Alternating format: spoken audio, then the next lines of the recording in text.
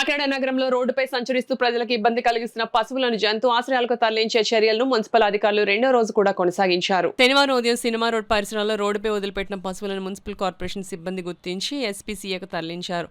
తరలింపు కార్యక్రమాన్ని నగరపాలక సంస్థ ఇన్ఛార్జ్ కమిషనర్ ఎన్వివి సత్యనారాయణ ప్రత్యక్షంగా పర్యవేక్షించారు. ఈ సందర్భంగా ఆయన మాట్లాడుతూ నగరంలో రోడ్లపై పశువులు కనిపించినప్పుడు వెంటనే చర్యలు తీసుకుని ఎస్పీసీఏకు తరలించాలి. ఈ విషయంలో ఎలాంటి నిర్లక్ష్యం సహించబడదని సిబ్బందికి సూచించారు.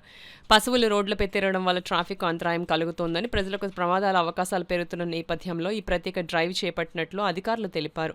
ఈ కార్యక్రమంలో అదనపు commissioner KT Sudhakar, health officer doctor Prithvicharan, sanitation supervisor Rambabu, sanitation ఇన్స్పెక్టర్లు సుదర్శన్, సత్యబాబు, దుర్గారావు, ధర్మాజీ తదితరులు పాల్గొన్నారు.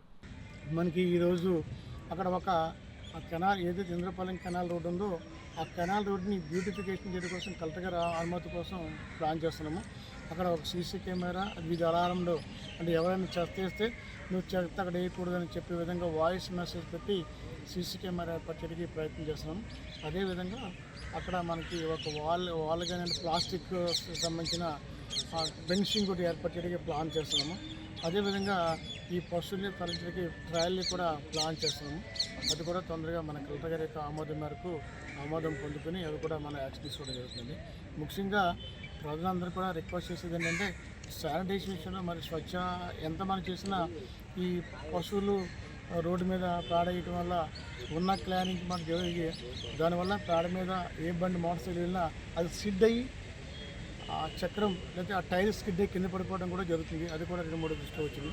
అందరికీ నా రిక్వెస్ట్ అండి, ఎస్పెషల్లీ ఈరోజు స్పెషల్ డ్రైవ్గా దీన్ని చేపట్టడం జరిగింది.